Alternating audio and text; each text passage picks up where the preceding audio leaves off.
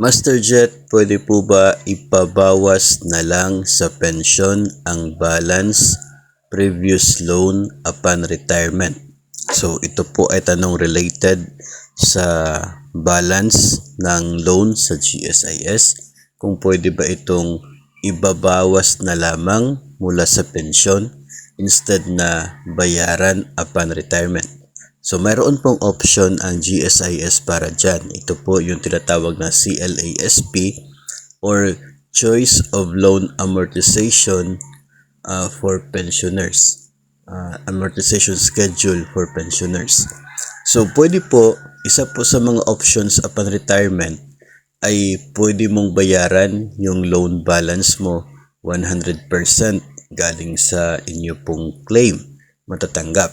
Pwede rin naman na 75% lang, 50% or 25% lang ng loan balance ang babayaran mula sa inyo pong matatanggap upon your retirement.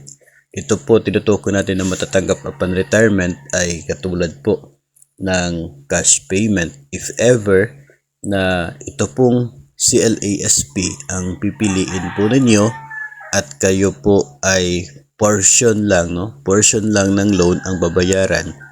Ang inyo pong pwedeng option dyan ay yun pong pension agad. Kasi hindi naman pwede na hintayin pa yung 5 taon bago magsimula yung deduction sa pension para sa pambayad sa utang. So pension agad yung option na pwede po ninyong magamit. Ngayon sa pension agad meron ka matatanggap na 18 months ng pension mo.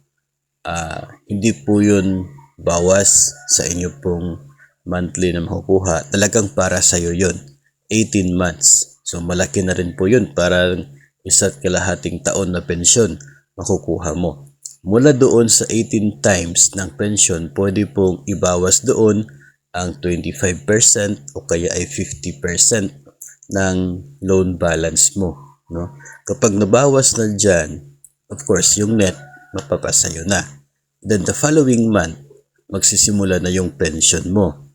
So yung natira sa utang na hindi nabayaran, yun ay pwede pong mag-undergo ng installment sa loob ng 3 taon.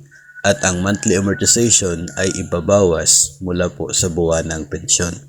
So isa po yan sa pwedeng gawin ng mga nag-retire sa GSIS na nang sa ganun ay hindi po mabigat yung pagbabayad sa natitirang utang sa GSIS.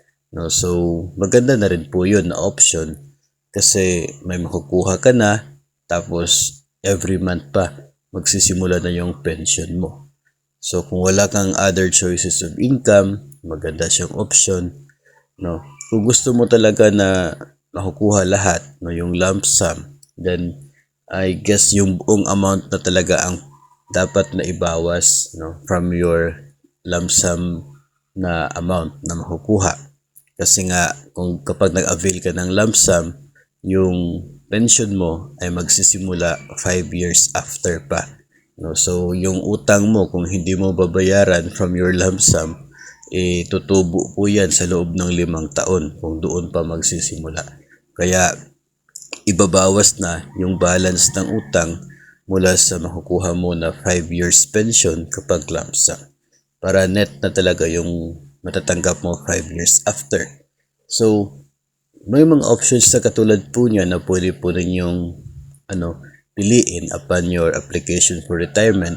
Pwede naman po makompute yan ng GSIS. If ever na portion lamang yung babayaran, magkano yung magiging buwan ng deduction sa pension, magkano yung matitira na pension mo. So at least doon, the moment na nag-uusap kayo ng GSIS personnel tungkol po dyan ay maliwanag sa inyo kung ano yung magiging sitwasyon ng pension mo after ng inyo pong pagpili ng choice. Then that way ay mababudget po ng maayos yung pensyon na matatanggap. So, yun po yung sagot natin dito po sa tanong kung pwede ba na ibawas na lang sa pensyon yung loan balance sa GSIS upon retirement.